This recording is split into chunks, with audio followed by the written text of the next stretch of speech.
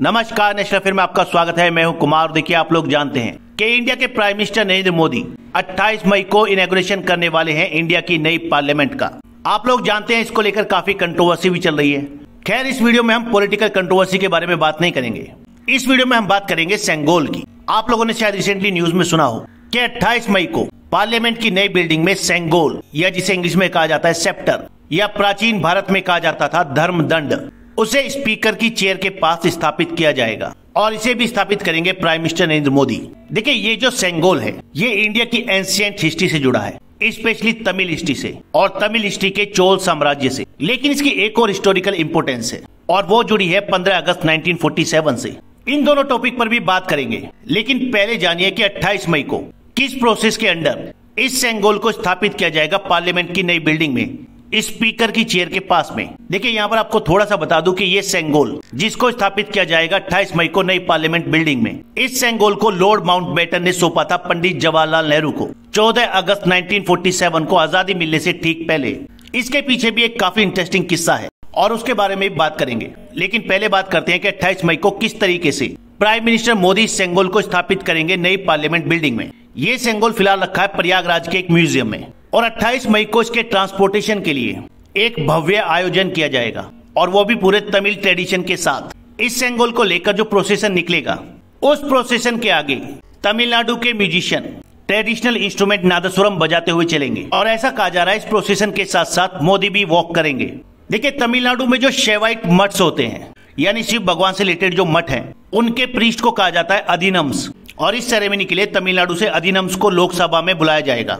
ये अधिनम्स, या आप कह सकते हैं पुजारी, होली वाटर से इस सेंगोल को पवित्र करेंगे। तमिलनाडु के शिव टेम्पल्स के ओदुवर्स, ये टेम्पल के सिंगर होते हैं और इनकी तमिल ट्रेडिशनल में काफी हाई वैल्यू होती है। ये कोलारू पदिगम को रिसाइट करेंगे, यानी उसका उच्चारण करेंगे और इनके साथ तमिल ट्रेडिशन के नादस्वरम म्यूजिशियंस अपना म्यूजिक प्ले करेंगे।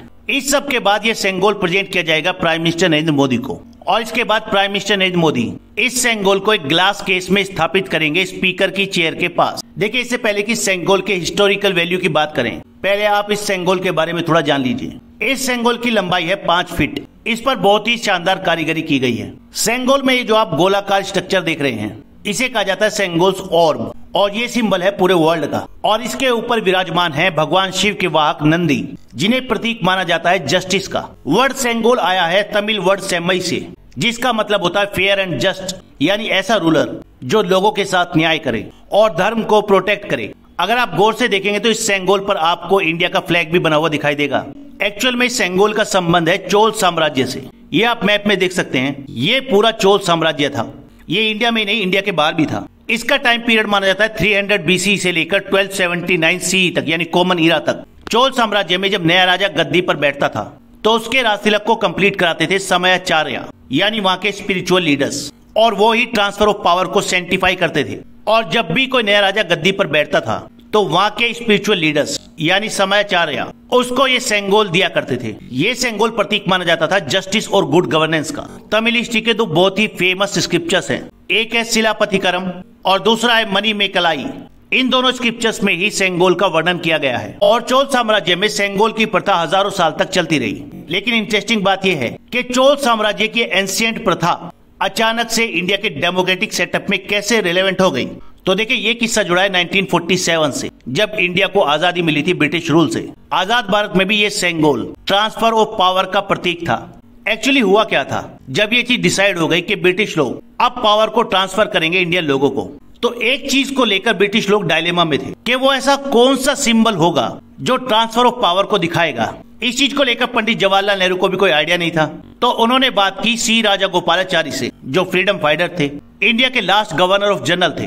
तब सी राजागोपालाचारी, जिनको प्यार से काफी लोग राजा जी भी कहते थे, और उनको इसका जवाब मिला चोल साम्राज्य के ट्रेडिशन में। तब राजा जी ने कांटेक्ट किया साउथ के धार्मिक मठ तिरुवावदुतुरई अधिनम से, जिसे लगभग 5 सेंचुरीज पहले स्थापित किया गया था। उस वक्त उस मठ के हेड थे गुरु महासन्निधनम, जो उस वक्त बीमार थे। और तब उन्होंने मद्रास के फेमस ज्वेलर वम्मीदी बंगारू से ऐसा एक सेंगोल बनाने के लिए कहा। उस मठ के हेड ने अपने डेप्यूटी को अपॉइंट किया कि वो दिल्ली जाएं और इस सेंगोल को लेकर जो सेरेमनी होती है उसको कंडक्ट करें, एलोंग विद द अधिनम्स ओदुवर यानी उस मठ के स्पेशल सिंगर्स। जिनके बिना इस सेरेमनी को पूरा नहीं माना जाता। उस वक्त के फेमस ओदुवर सिंगम थे श्री मणिकम और नादस्वरम प्लेयर थे श्री राज रतिनम पिल्लाई।